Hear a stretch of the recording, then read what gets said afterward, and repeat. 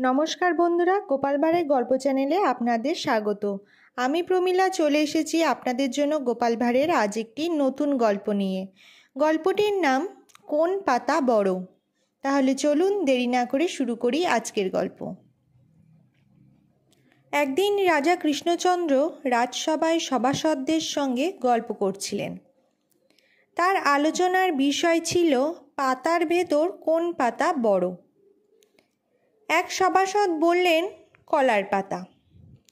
কলার পাতা যেমন চওড়া তেমনই লম্বা। অন্য একজন বললেন, মানকচুর পাতা। এর মতো কোনো পাতা বড় নয়। এই পাতা এক পেল্লাই চেহারার পাতা। সঙ্গে ছাতা না থাকলে গ্রামের অনেক মানুষকে এই পাতা মাথায় দিয়ে যেতে দেখেছি বৃষ্টির হাত থেকে অব্যাহতি পেতে। অনেক সভাসদ উত্তর না দিয়ে চুপ করে বসেছিলেন। তাদের মধ্যে গোপালও ছিলেন। রাজা বললেন, কি হে গোপাল, তুমি কিছু বলছো না কেন? গোপাল গম্ভীর হয়ে বললেন, বড় বলতে কি বোঝায়? আকারে না মর্যাদায়? এমন অনেক পাতা আছে তা ছোট হলেও মর্যাদায় অনেক বড়। যেমন পান পাতা। পান সকলেরই আদরের সামগ্রী। আত্মীয় কুটুম্বকে অভ্যর্থনা করা হয় পান দিয়ে।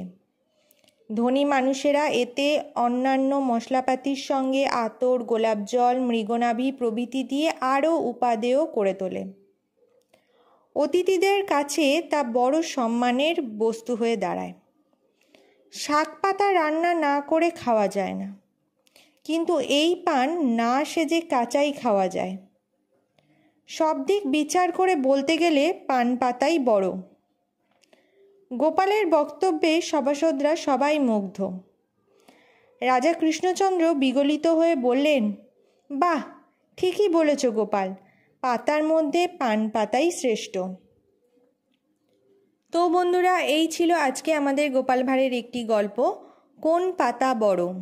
গল্পটি যদি আপনাদের ভালো লেগে থাকে অবশ্যই লাইক, শেয়ার, কমেন্ট করবেন এবং চ্যানেলে যদি নতুন হয়ে থাকেন চ্যানেলটিকে সাবস্ক্রাইব করে আমার পাশে থাকবেন। ফিরে আসবো খুব তাড়াতাড়ি নতুন একটি গল্পের সাথে। ধন্যবাদ।